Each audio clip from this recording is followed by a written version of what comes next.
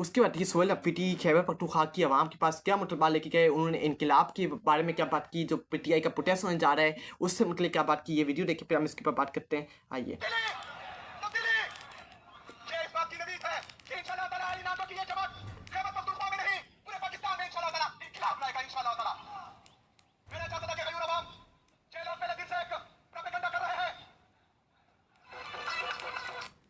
ये सोहेल अफरीदी ने बात की कि जो केपीके की आंखों में चमक, ये सिर्फ केपीके की आवाम की आंखों में चमक नहीं है, पूरे पाकिस्तान की आंखों में चमक है। और इंशाल्लाह हमारे मुल्क के अंदर इनकलाब आएगा और हम इनकलाब लेके रहेंगे। किसी का बाप भी हमें अपनी हकीकी आज़ादी लेने से नहीं रोक सकता और हम अपने मुल्क के अंदर हकीकी आज़ादी रहेंगे। एक और ये वीडियो है सोहेल अफरीदी से मुतल्लिक़, ये इस वीडियो के अंदर क्या बात कर रहे हैं पहले ये सुनिए, फिर हम इसके ऊपर बात करते हैं। आइए।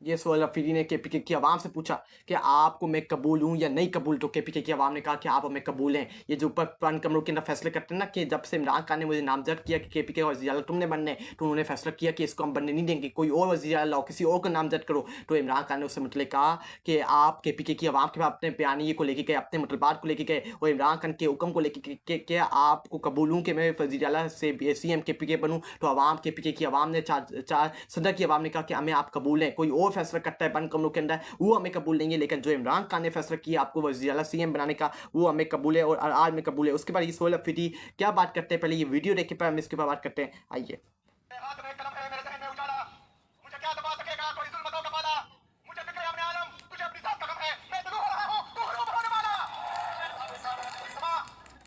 ये सोहेल अफरीदी ने जो शेर है वो पढ़ा है और अब केपीके की आवाम को बताया कि मेरे हाथ में कलम है और मैं मुकाबला करके दिखाऊंगा, मैं ये किसी यजीर किसी फ़िरौन के सामने नहीं झुकूंगा और उनकी गुलामी, उनकी यजीदियत फ़िरौनियत कबूल नहीं करूंगा।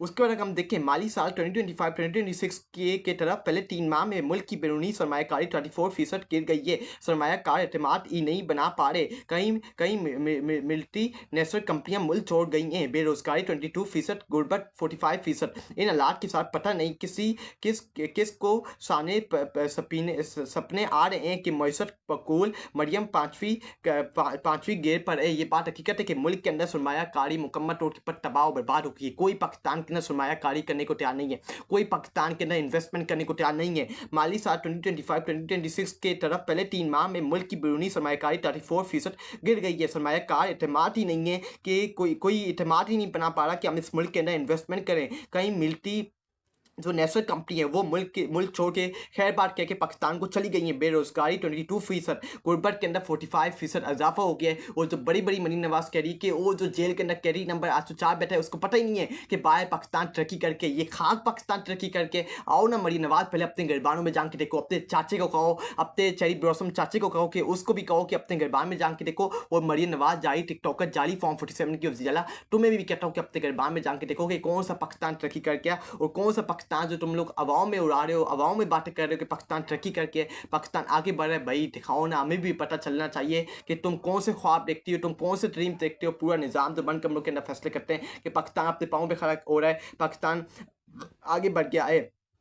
उसका अफगानिस्तान ने ऐलान किया है कि दरिया काबुल पर डैम तमीर किए जाएंगे। भारत पहले अफगानिस्तान की सरजमीन से पाकिस्तान में दहशतगर्दी करवा रहा था, अब इनके जरिए आई जारियत का ऐलान कर दिया गया है। अगर ये डैम तमीर हुआ तो सबसे ज़्यादा नुकसान खैबर पख्तूनख्वा को होगा और अब वहाँ की हुकूमत को सोचना पड़ेगा कि इनको कैसे जवाब दिया जाए। पाकिस्तान अपना दफा करना चाहता है। मेजर जनरल जायद महमूद ने ये बात की है कि अब अफगानिस्तान वहाँ अपना डैम बनाने जा रहा है। पहले भारत के जरिए अफगानिस्तान ने पाकिस्तान के अंदर दहशतगर्दी की है, भारत के कहने के पर। अब अफगानिस्तान भारत के ऑर्डर्स के ऊपर, कहने के पर अफगानिस्तान अपने मुल्क के अंदर डैम बना रहा है जो केपीके की आवाम की तरफ आएगा और हर साल ये तबाही बर्बादी मचाएगा। और अब केपीके की हुकूमत, पाकिस्तान की हुकूमत और केपीके की आवाम ने फैसला करना है कि हमने इनके साथ कैसे निपटना है, किस तरह हमने इनकी आंखों में आंखें डाल के बात कर रहा है। इसी के ऊपर इमरान खान बात कर रहा है कि अफगानिस्तान की हुकूमत के साथ केपीके की हुकूमत को बैठना चाहिए, उनके साथ मामलात को सेटल करना चाहिए। लेकिन बड़े कहते हैं कि आप अफगान तालिबान है, आप उनको सपोर्ट कर रहे हैं, आप मुल्क के अंदर दहशतगर्दी गुला रहे हैं। इमरान खान कहता है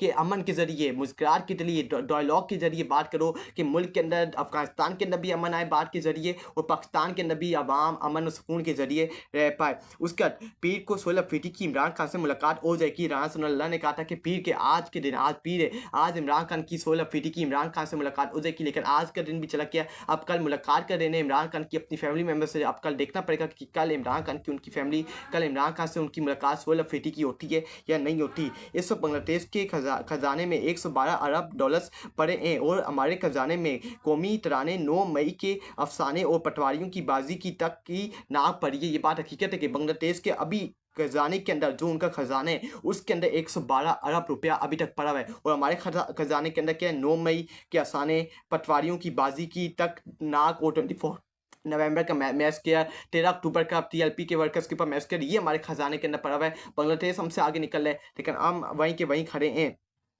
इलेक्शन से पहले